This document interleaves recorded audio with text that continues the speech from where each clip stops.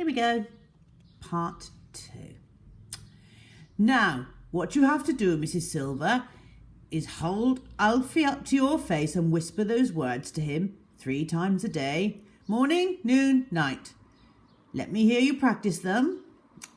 Very slowly and stumbling a little over the strange words, Mrs. Silver read the whole message out loud in tortoise language. Not bad, said Mr. Hoppy, but try to get a little more expression into it when you say it to Alfie. If you do it properly, I'll bet you anything you like that in a few months' time he'll be twice as big as he is now. I'll try it, said Mrs. Silver. I'll try anything. Of course I will, but I can't believe it'll work. You wait and see, Mr. Hoppy said, smiling at her. Back in his flat, Mr. Hoppy was simply quivering all over with excitement. Your slave for life, he kept repeating to himself. What bliss! But there was a lot of work to be done before that happened. The only furniture in Mr. Hoppy's small living room was a table and 2 chairs. Then he moved into his bedroom. Then he went out and bought a sheet of thick canvas and spread it over the entire living room floor to protect his carpet. Next, he got out the telephone book and wrote down the address of every pet shop in the city. There were 14 of them altogether. It took him 2 days to visit each pet shop and choose his tortoises. He wanted a great many, at least 100, perhaps more, and he had to choose them very carefully. To you and me, there's not much difference between one tortoise and another. They differ only in their size and the colour of their shells. Alfie had a darkish shell, so Mr. Hoppy chose only the darker shelled tortoises for his great collection. Size, of course, was everything. Mr. Hoppy chose all sorts of different sizes, some weighing only slightly more than Alfie's 13 ounces, others a great deal more, but he didn't want any that weighed less. Feed them cabbage leaves, the pet shop owners told them. That's all they'll need, and a bowl of water.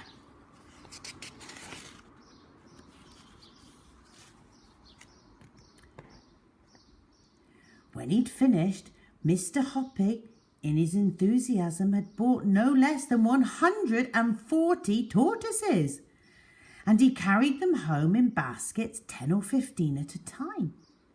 He had to make a lot of trips, and he was quite exhausted at the end of it.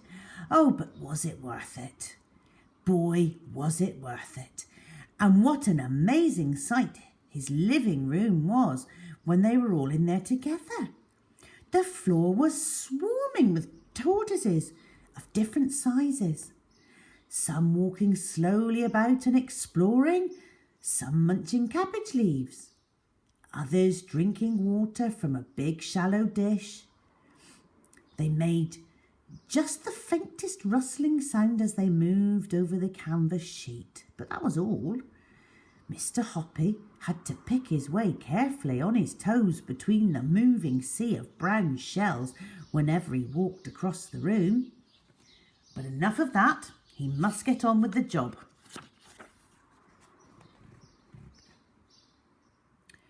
Before he retired, Mr. Hoppy had been a mechanic in a bus garage.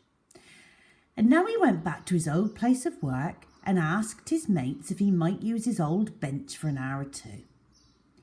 What he had to do now was make something that would reach down from his own balcony to Mrs. Silver's balcony and pick up a tortoise. This was not difficult for a mechanic like Mr. Hoppy. First, he made 2 metal claws or fingers, and these he attached to the end of a long metal tube. He ran 2 stiff wires down the inside of the tube and connected them to the metal claws. in such a way that when you pulled the wires, the claws closed, and when you pushed them, the claws opened. The wires were joined to a handle at the other end of the tube. It was all very simple, and Mr. Hoppy was ready to begin.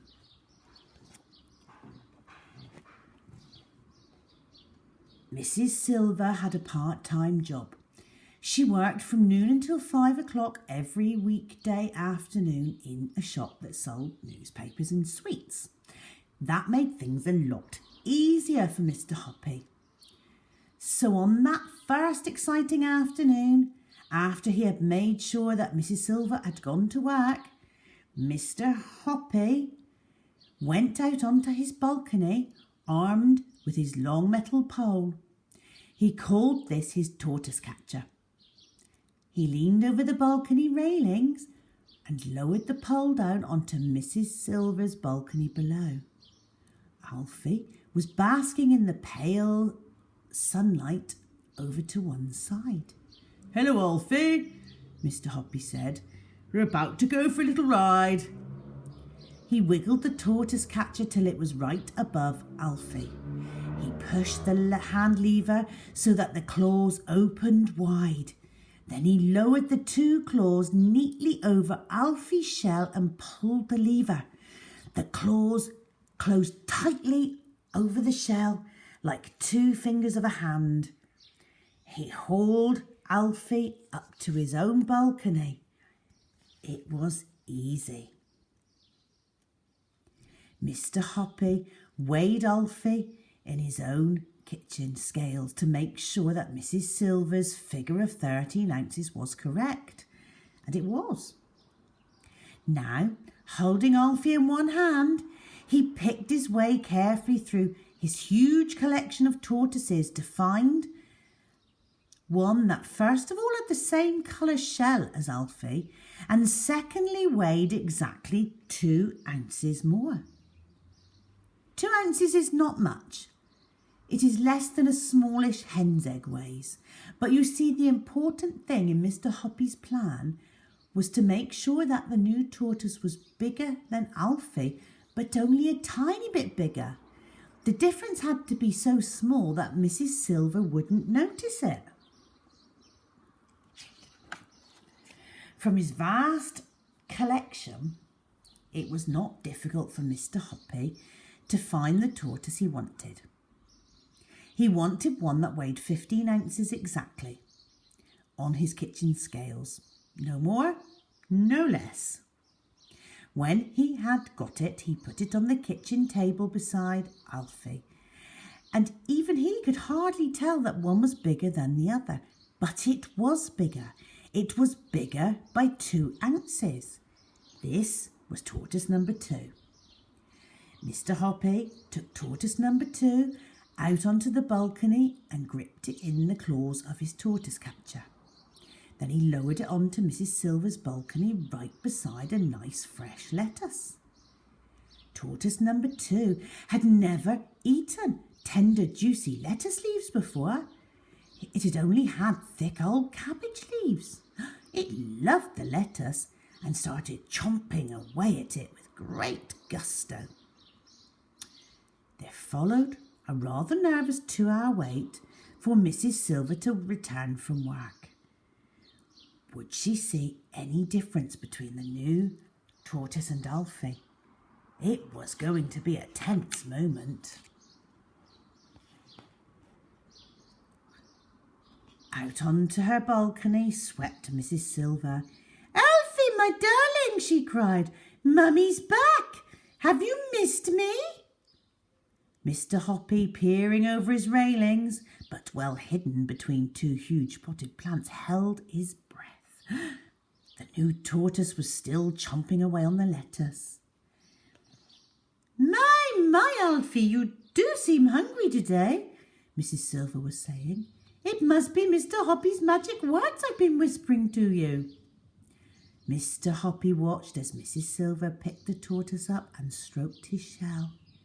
Then she fished Mr. Hoppy's piece of paper out of her pocket And holding the tortoise very close to her face, she whispered, reading from the paper, Esio Trot, teg regib, Emok no, Esio Trot, walk poo, fup poo, toos poo, gnips poo, wal poo, loose poo, grog, el zug futs plug, top no taff, Esio Trot, top no taff, teg no, e blog doof.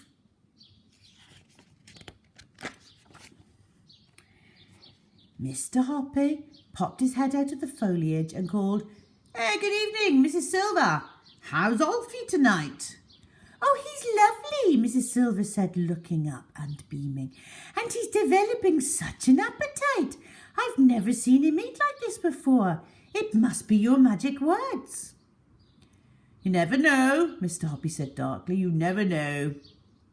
Mr. Hoppy waited 7 whole days before he made his next move.